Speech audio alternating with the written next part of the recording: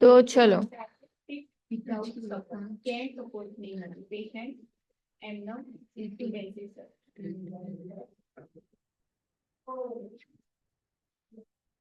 Okay, तो strengthening exercise. तो strengthening exercise में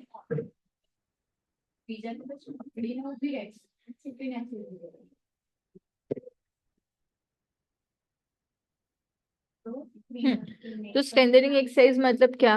we will improve person strength, power and endurance. So first of all, what is strength, power and endurance? આ બધા વચ્ચેનો difference ખબર હોવી જોઈએ। તો સ્ટ્રેન્થ મીન્સ તાકાત, मतलब डिफरेंस क्या होता है between strength, power and endurance?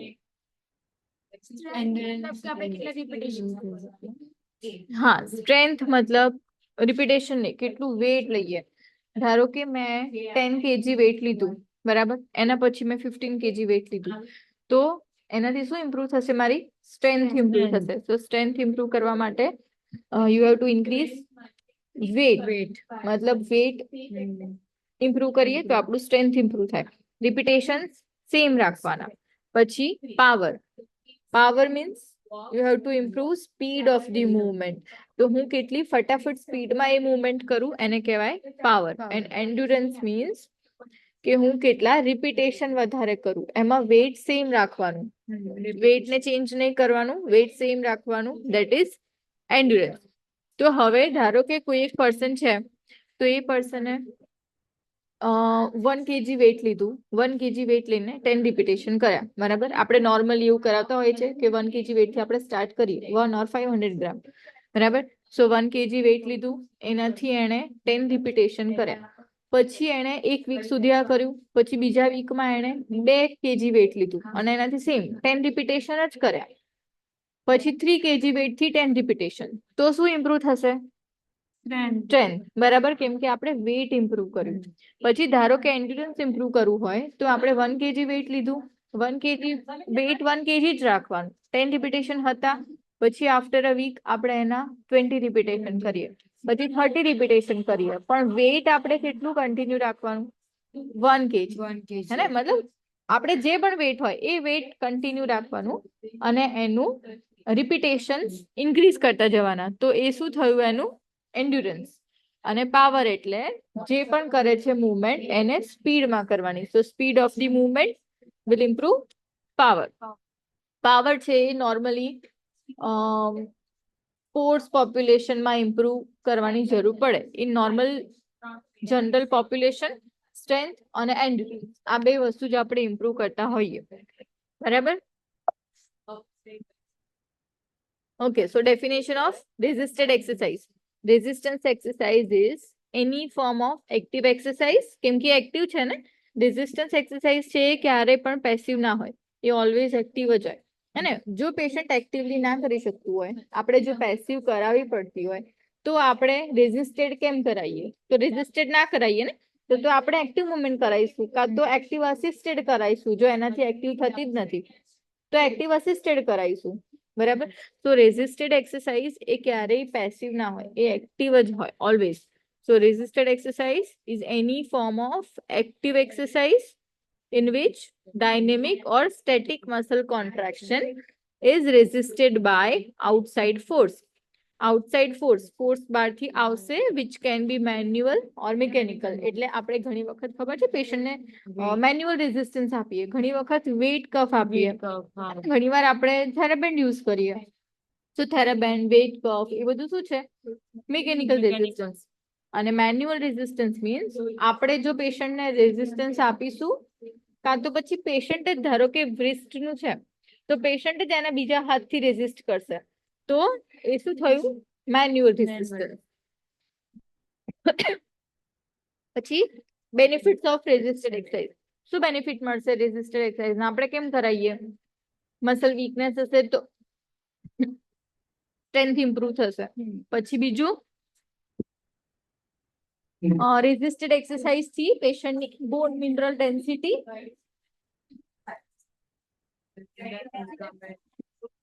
બરાબર. તો એટલે કહેવાય છે ને કે અમુક એલ્ડરલી પોપ્યુલેશનમાં ઓર આફ્ટર 40, 45, 50 આપણે પેશન્ટ એવું કહેતા હોઈએ કે સ્ટ્રેન્થ ટ્રેનિંગ કરવાની. તો સ્ટ્રેન્થ ટ્રેનિંગ થી શું થાય, એ લોકોની બોન મિનરલ ડેન્સિટી ઇમ્પ્રુવ થાય. કેમ કે આફ્ટર સમ એજ આપણી બોન મિનરલ ડેન્સિટી નોર્મલી થોડી ઓછી થતી હોય, રાઈટ. તો એલ્ડરલી, એમાં પણ સ્પેશિયલી એલ્ડરલી ફિમેલમાં બોન મિનરલ ડેન્સિટી ઓછી હોય, રાઈટ. કેમ કે આફ્ટર મેનોપોઝ એ લોકોનું બોનનું જે કેલ્શિયમનું જે પ્રોડક્શન હશે એ સ્ટોપ થઈ ગયું હશે. તો એટલે એ લોકોમાં કેલ્શિયમ ડેફિશિયન્સી હશે, એટલે ફ્રેક્ચરના ચાન્સીસ વધી જાય. બરાબર. પેઇન થશે, હે ને, સ્પેશિયલી લોવર લિમ્બ પેઇનની કમ્પ્લેન કરતા હોય પેશન્ટ. તો એટલે આફ્ટર સમ એજ 40 ઓર 50 આપણે પેશન્ટને આ રિકમેન્ડ કરીએ કે સ્ટ્રેન્થ ટ્રેનિંગ કરવાની. કેમ કે સ્ટ્રેન્થ ટ્રેનિંગ થી બોન મિનરલ ડેન્સિટી ઇમ્પ્રુવ થાય. બરાબર.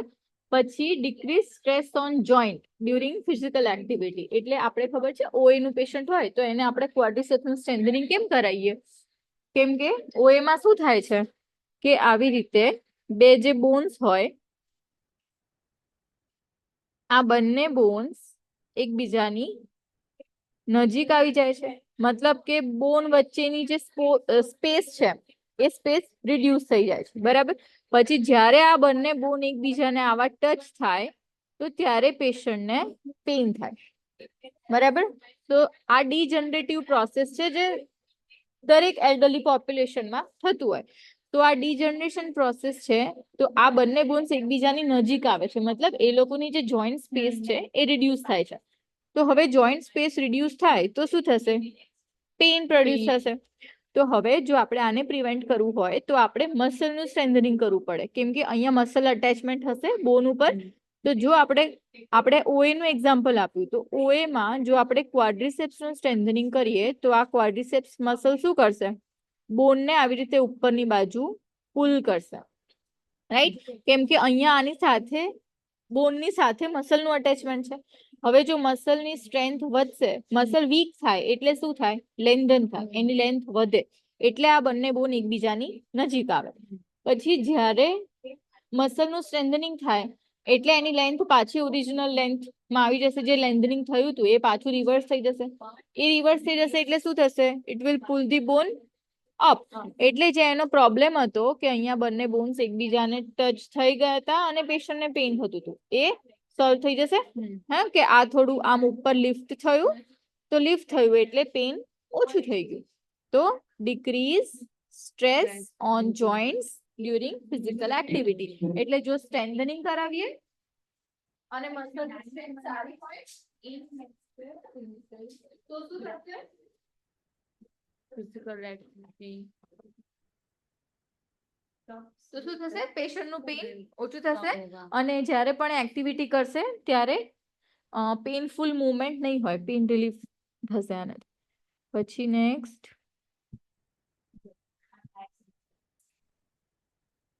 राहुल सुनाई दे रहा है? ऑन तो है ना આપણું વિડિયો? આજો ઓકે. ચલો પછી next, reduce risk of soft tissue injury during physical activity. तो अभी ये क्या है कि जब भी अगर हमारे मसल्स वीक होंगे, है ना, मसल वीक होय तो શું થાય? એ જલ્દીથી તૂટી જાય. આપણે ફોર એક્ઝામ્પલ લઈએ રબર બેન્ડનું, હે ને, રબર બેન્ડ છે, આપણે એને રોજ યુઝ કરતા હોઈએ તો એની લેન્થ વધી જાય છે, મતલબ એ વીક થઈ ગયું, હે ને. તો એ વીક થઈ ગયું પછી આપણે કોઈ પણ એક્ટિવિટી કરીએ તો એ ઇઝીલી તૂટી જશે, હે ને. મતલબ આમાં પણ સેમ હોય કે અગર મસલ વીક છે અને જો તમે કોઈ ફિઝિકલ એક્ટિવિટી ઓર એવી કોઈ ફોર્સફુલ એક્ટિવિટી કરવા જશો તો શું થશે? મસલ ટેર થઈ જશે.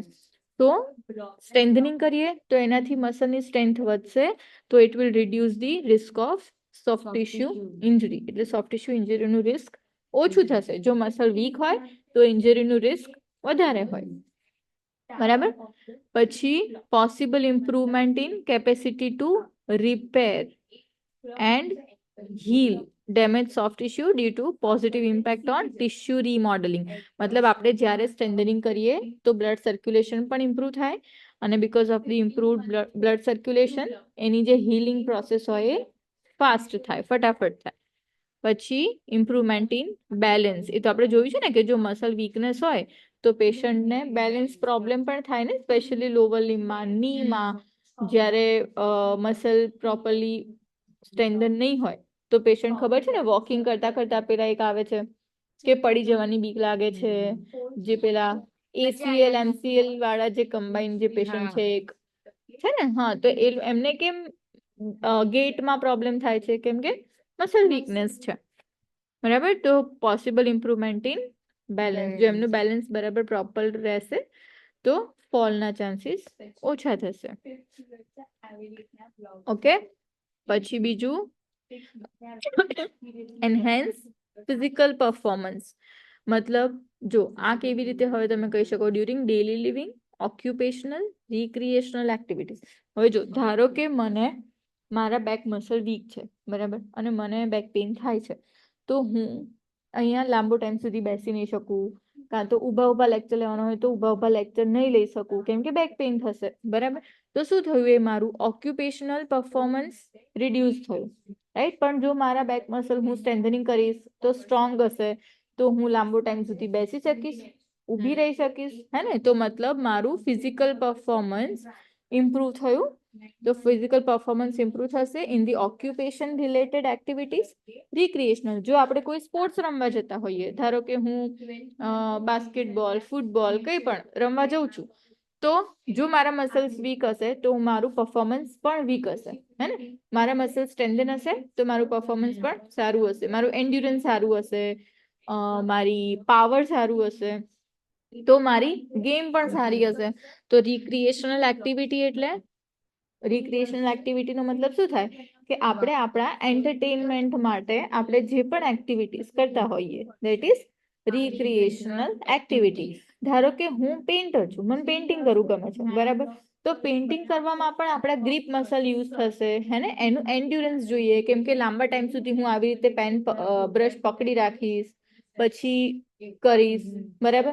તો કોઈ પણ રિક્રિએશનલ એક્ટિવિટી હોય, જો આપણે સ્ટ્રેન્થનિંગ કરેલું હોય, મસલની સ્ટ્રેન્થ સારી હોય, એન્ડ્યુરન્સ સારું હોય, તો રિક્રિએશનલ એક્ટિવિટીમાં પણ મારું પરફોર્મન્સ સારું થશે. પછી ડેલી લિવિંગ. ડેલી લિવિંગની આપણે એક્ટિવિટીઝ કરતા હોઈએ, ધારો કે આપણે રોજ જે એવું તો છે ને કે આપણે આખો દિવસ સૂઈ રહીશું, હે ને. ડેલી આપણે ઉઠીને જે ડેલી લિવિંગની વસ્તુ હોય એ બધી, મતલબ બ્રશિંગ કરો, બાથિંગ, પછી આપણે કુકિંગ કરીએ, બરાબર. તો એ બધી એક્ટિવિટીઝમાં ઘણી અમુક હાઉસવાઈફ હોય એ લોકો આવીને કહેતા હોય છે ને કે હું કિચનમાં લાંબો ટાઈમ સુધી ઊભી નથી રહી શકતી, કપડાં ધોવું તો આવું થાય છે, અહીંયા પેઇન થાય છે, નીમાં પેઇન થાય છે, એવું કહેતા હોય છે ને. તો મતલબ કે એમની ડેલી લિવિંગની એક્ટિવિટીઝ છે ને, આ એક્ટિવિટીઝ તો બધી એ ડેલી કરશે, બરાબર. ઘણા લોકો એવું કહેતા હોય છે કે મને પછી પેપર ઉપર અંદર મૂકી એ કિરણભાઈને કીધું છે પણ એ હતા ને બે દિવસ, એટલે હવે આવશે સ્ટીકર. મને પછી ખાલી ચાવી લાઇબ્રેરી તમારી આપી દઉં. હા, ઓકે. તો ડેલી લિવિંગ. તો ડેલી લિવિંગની એક્ટિવિટીઝ ઘણા, એક પેલા શોલ્ડર વાળા પેશન્ટ આવે છે, એ કહેતા હતા ને કે આજે મેં જાતે હેર, મતલબ બરાબર રીતે હેર વોશ કર્યા, એવું નતા કર્યા પેલા શોલ્ડર વાળા. તો હવે એ તો ડેલી લિવિંગની એક્ટિવિટી થઈ ને. હેર વોશ તો કોઈ પણ માણસ ડેલી કરશે, ડેલી ના કર્યું તો અલ્ટરનેટ ડેઝ કરશે તો ખરું જ ને. એવું તો છે નહીં કે નહીં કરે તો ચાલશે, રાઈટ. તો મતલબ જો એની સ્ટ્રેન્થ સારી હશે, મસલ પરફોર્મન્સ સારું હશે, તો એમની જે ડેલીની એક્ટિવિટીઝ હશે એ પેશન્ટ બરાબર રીતે કરી શકશે. પછી નેક્સ્ટ છે positive changes in body composition.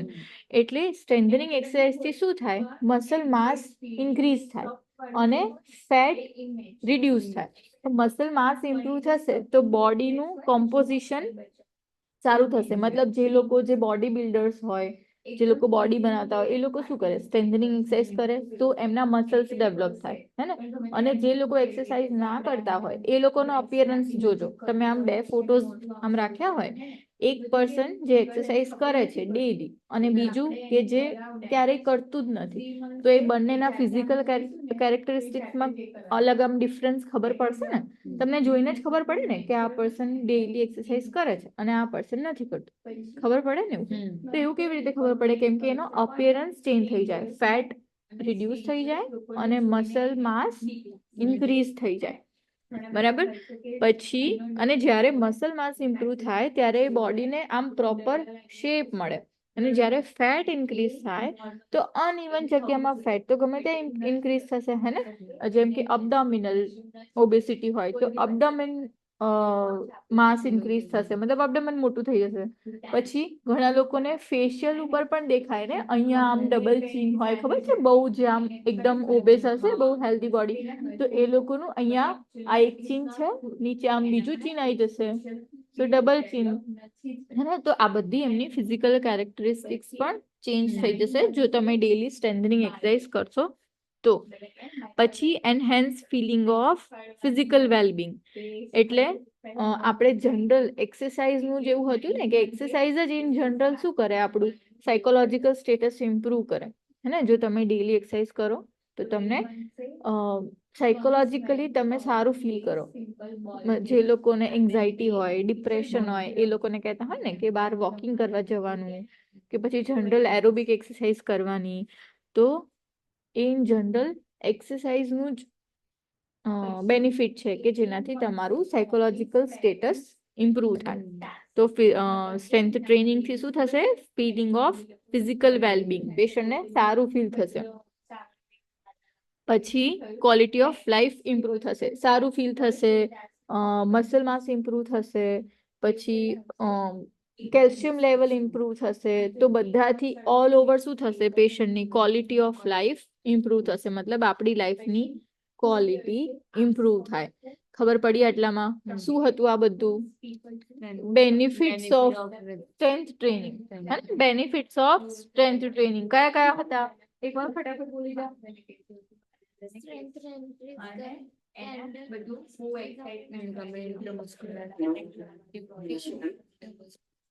જોઈને વાંચવાનું નથી, તમે એમને તમારી જાતે જે યાદ હોય એ ફટાફટ બોલી જાઓ, એટલે ઊંઘ પણ ના આવે, ઊંઘ ઉડી જાય.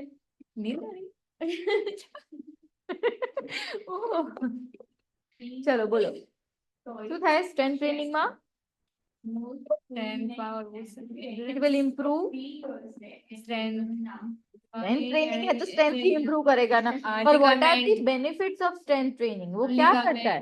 It improves bone mineral density. Bone mineral density को improve करता है. फिर joint पे जो stress आता है उसको reduce करता है. लिगामेंट को लिगामेंट को ठीक नहीं करता है, पर वो क्या करता है? जॉइंट स्ट्रक्चर को क्या बोलते हैं, सपोर्ट करता है. मतलब कि अगर कोई पेशेंट का लिगामेंट इंजर्ड है या तो फिर किसी को आर्थराइटिक चेंजेस है, तो अभी जैसे कि एक टीम है, तुम दोनों हो एक टीम में, अगर एक बीमार हो गया या फिर एक को कुछ कोई एक टॉपिक है कि एक को नहीं आता है और तुम दोनों को कोई एक टास्क दिया है, फिर तुम दोनों को ये ऐसा चार्ट प्रिपेयर करना है, ठीक है. अभी एक को आता है, एक को नहीं आता है, या तो फिर एक बीमार है तो वो थोड़ा कम काम करेगी तो दूसरे को ज्यादा काम करना पड़ेगा ना, राइट. तो सेम यहाँ पे अगर किसी को आर्थराइटिक चेंजेस है, मतलब उसकी जो बोन की क्या बोलते हैं उसमें ऑस्टियोआर्थराइटिक चेंजेस मतलब डिजनरेटिव चेंजेस है, या तो फिर लिगामेंट इंजरी है, तो हम क्या करेंगे? अगर मसल की स्ट्रेंथ ज्यादा होगी तो it can support the joint, मतलब वो जॉइंट को सपोर्ट कर सकता है, राइट. फिर दूसरा क्या होगा बेनिफिट ऑफ स्ट्रेंथ ट्रेनिंग? क्या फिजिकल एक्टिविटी? आगे गया था अभी, क्या खुद से बोलना है, इसमें तो दिया हुआ है. क्या होगा? हमारी रोज की फिजिकल एक्टिविटी इंप्रूव करेगा. हाँ, मतलब activities of daily living will improve, occupational activity improve होगी, रिक्रिएशनल इम्प्रूव होगी, फिर क्वालिटी ऑफ लाइफ इम्प्रूव होगी, फिर हीलिंग प्रोसेस फटाफट होगी, improvement in balance, reduce risk of soft tissue injury, है ना, सॉफ्ट टिश्यू इंजरी होगी नहीं अगर हमारे मसल स्ट्रांग है, तो वो इंजर्ड जल्दी से नहीं होंगे, राइट। तो ये सारे क्या है बेनिफिट्स ऑफ स्ट्रेंथ ट्रेनिंग। चलो अभी नेक्स्ट इज, अभी हम स्ट्रेंथ, एंड्योरेंस, पावर सबको एक एक करके देखेंगे। सो strength means ability of contractile tissue. Contractile tissue क्यों दिया हुआ है यहाँ पे, because muscle is the contractile tissue, ligament is the non contractile tissue. जिसका कॉन्ट्रैक्शन रिलैक्सेशन होगा उसको हम बोलेंगे कॉन्ट्रैक्टाइल टिश्यू, जिसका कॉन्ट्रैक्शन रिलैक्सेशन नहीं होता है वो नॉन कॉन्ट्रैक्टाइल टिश्यू। तो जैसे कि हमारा मसल है वो इलास्टिक बैंड जैसा, रबर बैंड जो हम डालते हैं बालों में, तो वो इलास्टिक बैंड होता है, मसल भी वैसा ही होता है। उसको अगर खींचेंगे तो उसकी लेंथ बढ़ेगी, मतलब लेंथनिंग होगा, और जब भी उसको छोड़ देंगे तो उसका शॉर्टनिंग हो जाएगा। This contraction and relaxation process produce movement, है ना। तो the ability of contractile tissue to produce tension and a resultant force based on the demand placed on the muscle। ये क्या लिखा है, based on the demand placed on the muscle, मतलब वो उतना ही फोर्स प्रोड्यूस करता है जितनी उसकी डिमांड हो। मतलब कि हमने उसको 10 kg का डंबल दिया तो वो उतना फोर्स प्रोड्यूस करेगा जितना हम 10 kg डंबल को उठा सके। 1 kg डंबल दिया तो वो उतना ही फोर्स प्रोड्यूस करता है ना। ऐसा कभी हुआ है कि मैं 10 kg का डंबल 1 kg का डंबल लेके एकदम ऐसे जोर से ट्रैक करके हमारा ऐसे फ्लेक्स हो गया, नहीं होता है ना, क्योंकि मसल उतना ही फोर्स प्रोड्यूस करता है जितनी उसकी डिमांड हो। हमने 1 kg वेट दिया तो वो उतना ही फोर्स प्रोड्यूस करेगा जितना 1 kg डंबल को उठाने के लिए लगता है। 10 kg अगर दिया तो वो उतना ही फोर्स प्रोड्यूस करेगा जो उसको 10 kg डंबल को उठाने के लिए लगेगा। So ability of contractile tissue to produce tension and a resultant force, मतलब जिससे हमें रिजल्ट मिलेगा, जिससे हमारी एक्टिविटी होगी, based on demand placed on the muscle, मतलब एक मसल को जितनी जरूरत होगी उतना फोर्स वो प्रोड्यूस करेगा। So muscle strength is greatest measurable force that can be exerted by a muscle or a muscle group to overcome resistance during a single maximum effort। अभी what is single maximum effort, ये first year में पढ़ा था ना। Single maximum effort मतलब मैं एक વાર માં હું કેટલું વેટ ઉઠાઈ શકું એને કહેવાય સિંગલ મેક્સિમમ એફર્ટ। मतलब ધારો કે મને કોઈ કહેશે કે તું 10 kg નું ડમ્બેલ ઉપાડ, એક જ વાર ઉપાડવાનું છે, તો એક જ વાર હું 10 kg નું આરામથી ઉપાડી લઉં તો પછી આપણે લેવાનું 11 kg। કાં તો મેં બહુ એકદમ આરામથી ઉપાડી લીધું તો કદાચ મેં લીધું 14 kg, બરાબર। પણ 14 kg મારાથી ના ઉપડ્યું તો પછી શું કરવાનું, 13 kg લેવાનું। 13 kg લીધું મેં તો એ 13 kg એ ઉપડી ગયું, ભલે માંડ માંડ ઉપડ્યું પણ 13 kg ઉપડી ગયું। તો what is my single maximum effort, 13 kg, है ને, કે સિંગલ ટાઈમ ઉપાડવાનું પણ મેક્સિમમ વેટ ઉપાડવાનું। હવે ધારો કે 13 kg મારાથી ઉપડી ગયું તો હું એવું ટ્રાય કરી શકું કે 13.5 kg હું લઉં। 13.5 kg મારાથી ઉપડી ગયું તો મારો single maximum effort is 13.5 kg, કેમ કે 14 kg તો નતું ઉપડતું, એ તો આપણે ઉપાડી જોયું, બરાબર। તો સિંગલ મેક્સિમમ એફર્ટ મતલબ આપણે વેટ લેવાનું અને મેક્સિમમ જેટલું વેટ હું એક જ વાર ઉપાડવાનું છે, એટલે that is single maximum effort. So એક જ વાર ઉપાડવાનું છે, એમાં હું મેક્સિમમ જેટલું વેટ ઉપાડી શકું, that is single maximum effort. Then insufficient muscle strength can contribute to major functional loss of even the most basic activity of daily living। मतलब जो मारी स्ट्रेंथ प्रॉपर नहीं होय तो હું મારી ફંક્શનલ એક્ટિવિટીઝ ના કરી શકું, even the most basic activity of daily living. એટલે શું, જો આ જે પેલા પેશન્ટ કહેતા હતા કે મેં મારા આજે હેર વોશ કર્યા બરાબર, તો એ એની બેઝિક એક્ટિવિટી થઈ ને, દેટ ઇઝ બેઝિક એક્ટિવિટી. હવે એ પેશન્ટને તો સ્ટ્રેન્થનો પ્રોબ્લેમ નહોતો, એ પેશન્ટને પ્રોબ્લેમ હતો રેન્જ ઓફ મોશન, હે ને, કે એમનો હાથ આમ જતો હતો તો એને પેઇન થતું હતું, તો એનો કેસ અલગ છે. પણ કોઈ બેઝિક એક્ટિવિટી હોય, ધારો કે કોઈની સ્ટ્રેન્થ એટલી ઓછી છે કે જેનાથી એ પેશન્ટ બ્રશિંગ નથી કરી શકતો, ગ્રીપ સ્ટ્રેન્થ એકદમ ઓછી છે કે જેનાથી એ આમ બ્રશને આમ પકડી જ નથી શકતો, રાઈટ, તો એની બ્રશિંગની એક્ટિવિટી નહીં કરી શકે. That is the most basic activity of daily living, હે ને. તો જો સ્ટ્રેન્થ પ્રોપર નહીં હોય તો it can lead to severe functional loss, કે જેનાથી પેશન્ટ એની બેઝિક એક્ટિવિટીઝ પણ નહીં કરી શકે, રાઈટ. દેન એન્ડ્યુરન્સ. તો એન્ડ્યુરન્સમાં શું આવશે? આપણે હમણાં જ કીધું, વોટ ઇઝ એન્ડ્યુરન્સ? હા, મતલબ હું કેટલા લાંબા ડ્યુરેશન સુધી કોઈ એક્ટિવિટી કરી શકું, એને કહેવાય મારો એન્ડ્યુરન્સ. મતલબ કોઈ પેશન્ટ એવું કે હું લાંબો ટાઈમ સુધી ઊભી રહું તો પછી મને પેઇન થાય છે, તો એનો મતલબ શું કે પેશન્ટનું એન્ડ્યુરન્સ ઓછું છે, હે ને. તો આપણે શું કરાવવાનું, એને રિપીટેશન વધારે કરાવવાના. જે પણ એક્ટિવિટીમાં એને પેઇન થતું હોય, એક્ટિવિટી તો એ જ કરાવવાની છે, પણ એના રિપીટેશન આપણે વધારતા જવાના. That is endurance. So endurance is a broad term that refers to ability to perform low intensity, એટલા માટે આપણે શું કીધું કે વેઇટ આપણે નહીં વધારવાનું, હે ને. આપણે એક્ઝામ્પલમાં શું કીધું, 1 kg લેવાનું, પણ 1 kg પછી રિપીટેશન વધારતા જવાના. એને હું ધારો કે 5 kg લઈ શકું એવું નહીં. કોઈ સ્પોર્ટ્સ પર્સન છે, તો સ્પોર્ટ્સ પર્સન છે એ એવરી ડે 30 kg વેઇટ ઉપાડે છે, બરાબર. 30 kg 35 kg વેઇટ થી એ એની એક્સરસાઇઝ એવરી ડે એ કરે છે, તો એના માટે 5 kg ઇઝ લો ઇન્ટેન્સિટી, હે ને. આપણને 5 kg થી કહેશે તો આપણે નહીં કરી શકીએ, રાઈટ. પણ એ sports person or gym person જે એવરી ડે બહુ વધારે હાઈ ઇન્ટેન્સિટી એક્સરસાઇઝ કરે છે, તો એના માટે લો ઇન્ટેન્સિટી 5 kg કહેવાય. તો આપણે શું કરવાનું, વેઇટ ઓછું રાખવાનું, પણ એના રિપીટેશન વધારવાના. પણ એ ઓછું વેઇટ કેટલું હોય એ ડિપેન્ડ કરે, પર્સન ટુ પર્સન અલગ અલગ હોય. એ પર્સનની કેરેક્ટરિસ્ટિક્સ, પર્સનની ફિઝિકલ એક્ટિવિટી, એના ઉપરથી આપણે લો ઇન્ટેન્સિટી વેઇટ ડિસાઈડ કરવાનું. બટ લો ઇન્ટેન્સિટી હશે અને રિપીટેશન વધારે હશે. ઓર જો કોઈ સસ્ટેન્ડ એક્ટિવિટી હોય તો એને લાંબા ટાઈમ સુધી મેન્ટેન કરવાનું. ધારો કે સ્ટેન્ડિંગમાં પેઇન થાય છે લાંબા ડ્યુરેશન સુધી, તો એ શું થયું, સસ્ટેન્ડ એક્ટિવિટી થઈ ને, કે પેશન્ટ સ્ટેન્ડિંગ પોઝિશનમાં જ છે, ઊભો છે, કોઈ એક્ટિવિટી નથી કરતો, પણ તો પણ એ એનું સ્ટેન્ડિંગ પોસ્ચર મેન્ટેન નથી કરી શકતો ફોર લોંગર ડ્યુરેશન, મતલબ એનું એન્ડ્યુરન્સ ઓછું છે.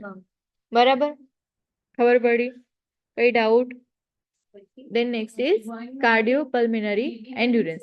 So cardiopulmonary endurance મતલબ આપણે હમણાં જે કીધું એ કે એ પેશન્ટ લાંબો ટાઈમ સુધી વોકિંગ ના કરી શકે, લાંબો ટાઈમ સુધી ઊભો ના રહી શકે, લાંબો ટાઈમ સુધી ધારો કે પેશન્ટ સ્વિમિંગ કરવા જાય છે, પણ એવું કે હું બસ 10 મિનિટ સ્વિમિંગ કરું તો થાકી જાઉં છું, તો એનો મતલબ શું કે પેશન્ટ્સ કાર્ડિયોપલ્મિનરી એન્ડ્યુરન્સ ઇઝ લેસ. તો કાર્ડિયોપલ્મિનરી એન્ડ્યુરન્સ મતલબ પેશન્ટનું ટોટલ બોડી એન્ડ્યુરન્સ. ધારો કે હું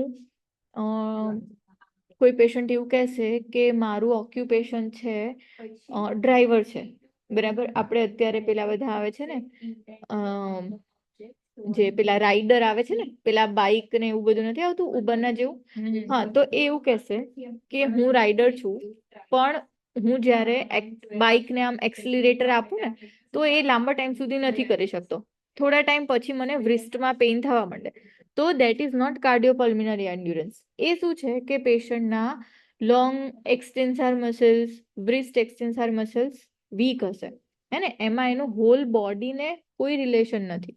તો કાર્ડિયોપલ્મિનરી એન્ડ્યુરન્સ મતલબ પેશન્ટનું ટોટલ બોડી એન્ડ્યુરન્સ, એટલે સ્વિમિંગ, વોકિંગ, જોગિંગ, રનિંગ, તો એ બધી એક્ટિવિટીઝ જ્યારે પેશન્ટ ના કરી શકે, ધેટ ઇઝ કાર્ડિયોપલ્મિનરી એન્ડ્યુરન્સ. અને જો કોઈ એક પર્ટિક્યુલર એક્ટિવિટી હોય એ જો પેશન્ટ ના કરી શકે, તો એ પર્ટિક્યુલર મસલનું એન્ડ્યુરન્સ ઓછું હોય. બરાબર, ખબર પડી? Okay, now next is power. So power એટલે શું? આપણે હમણાં કીધું સ્પીડ ઓફ ધી મુવમેન્ટ હે ને કે પેશન્ટ કેટલું સ્પીડમાં એક્ટિવિટી કરે છે. ફોર એક્ઝામ્પલ 10 મીટરની આ હોય શું કહેવાય રેસ હોય 10 મીટરની, તો એમાં કોઈ એક પર્સન છે જે 10 મીટર પૂરું કરવામાં ધારો કે 2 મિનિટ્સ લગાડે છે, બીજું કોઈ છે જેને 5 મિનિટ લાગે છે, તો કોનું પાવર કોનો વધારે થયો? 2 મિનિટ વાળાનો. બરાબર. તો સ્પીડ ઓફ ધી મુવમેન્ટ જેની વધારે એનો પાવર વધારે સારો. બરાબર. In other words it is the rate of performing work. એટલે કયા રેટ ઉપર કેટલું સ્પીડમાં કામ કરે છે, ધેટ ઇઝ પાવર. બરાબર. નાઉ ફ્રોમ ધી ઓવરલોડ પ્રિન્સિપલ આપણે કાલે કરશું. ઓકે, હવે અત્યારે આપણે પતાવી દઈશું પેલું ફાર્મેક વાળું. Okay, done. રાહુલ, હવે એને ખબર છે કે આ બોલ છે એવી ખબર પડશે એટલા માટે